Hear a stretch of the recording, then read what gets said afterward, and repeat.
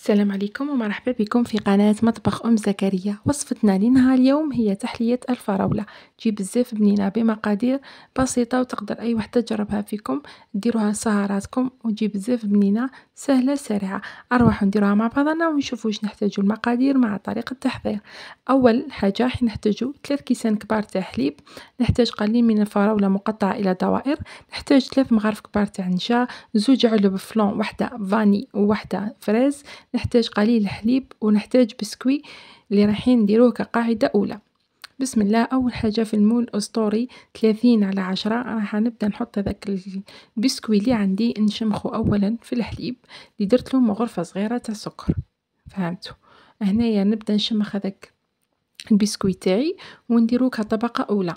أنايا هنايا لقيت بلي الطبقة الأولى كانت قليلة، رحت درت الطبقة الثانية. تقدروا حتى ديروا بسكوي تاع ماكاو، أنا كان مش متواجد عندي بالبسكوي تاع ماكاو ثاني تجي بزاف بنينة.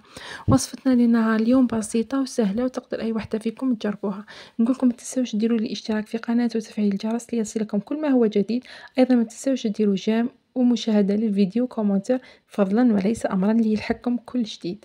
هنايا كما راكم تلاحظوا حبيباتي درت الطبقة الأولى وحطيت المول على جنب. نروحو نديرو الطبقة الثانية اللي فيها 3 كيسان حليب، كي رايحين تكيلهم رايحين تلقيهم نصف لتر تاع حليب. قلت لكم يعني وصفة جد سهلة، يعني بسيطة تقدر أي وحدة فيكم تجربها بمكونات متواجدين في كل بيت. تحلية سهلة سريعة، راني حابة ندير معكم كل حاجات اللي يكونوا بسيطين ساهلين تقدر أي وحدة فيكم تجربهم ويكونوا متواجدين في البيت. هنا راح ندير كيس سكر فانيليا وراح نضيف هذاك النشا مع التحريك دائما، ونروح نضيف علبة تاع فلون نوارة ذوق فانيلا. يجي بزاف بنين هذه التحلية، جربوها وردوني بالأخبار. أيضا راح نحاول أني ندير معكم وصفات العيد بإذن الله، حلويات العيد.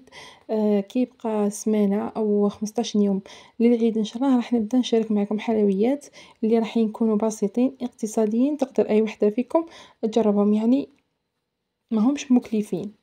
نحاول قدر المستطاع أني ندير لكم وصفات ما يخسروكمش بزاف. هنايا حطيتها فوق النار دائما مع التحريك المستمر بلا ما نحبس حتى تحصلت على هذه الكريمة. وروحوا مباشرة نكبوها فوق هذاك البسكوي، كبوها فوق البسكوي مباشرة وهي سخونة، وروحوا دخلوها للفرن عفوا روحوا دخلوها للمجمد أو للثلاجة. أنا هنا دخلت المجمد مدة 20 دقيقة بحكمة روحها به كملت درت معكم التصوير. أما نتوما تقدروا تخليوها تبرد في الثلاجة على غرضكم، تقدري تحضريها صباح والعشوة تكملي ديري لها واش بقى.